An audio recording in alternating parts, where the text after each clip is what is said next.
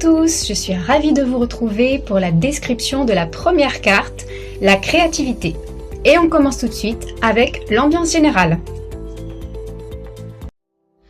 Dans sa globalité, cette carte représente la créativité, la beauté, notre sensibilité aux énergies, notre sensibilité aux arts, la peinture, le dessin, la musique, le chant, la danse, le cinéma, le théâtre, etc.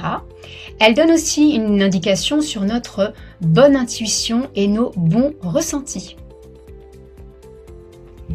Si vous interrogez les cartes sur la personnalité, cette carte représentera de la douceur, du calme, de la gentillesse, une énergie plutôt lente, mais pas pesante, légère, digeste.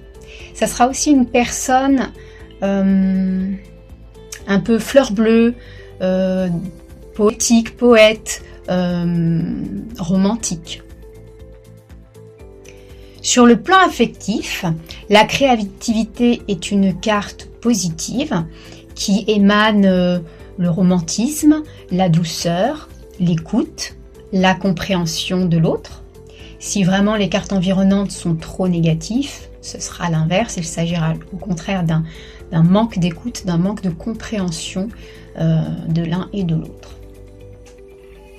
Sur le plan matériel, la créativité indique un bon équilibre sur le plan financier.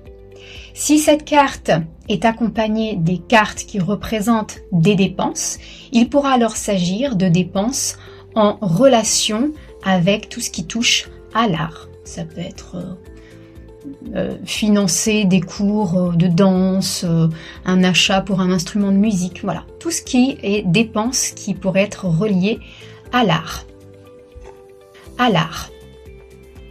Sur le plan professionnel, cette carte indique tous les métiers qui seront liés à l'art et à l'animation.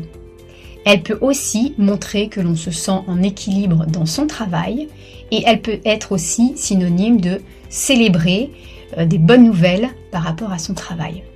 Si les cartes environnantes sont vraiment trop négatives, alors la carte pourra signifier que nous sommes beaucoup dans nos pensées, dans nos rêveries et que l'on manque de concret.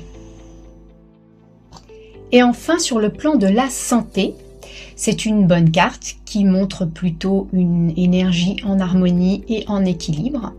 Il pourra aussi s'agir d'utiliser des alternatives, des soins doux pour son corps pour rester en bonne santé. Il pourra aussi s'agir, si elle est vraiment entourée de cartes très négatives, d'une personnalité très émotive et très sensible qui pourra craindre un petit peu d'être bousculée et qui va se créer beaucoup d'angoisse. Voilà, ça peut représenter les angoisses, le manque d'assurance, le manque de confiance si elle est mal entourée. Voilà pour la description de notre première carte. J'espère qu'elle vous amènera un éclairage. Je vous donne rendez-vous la semaine prochaine pour la description de notre carte numéro 2. À bientôt, au revoir.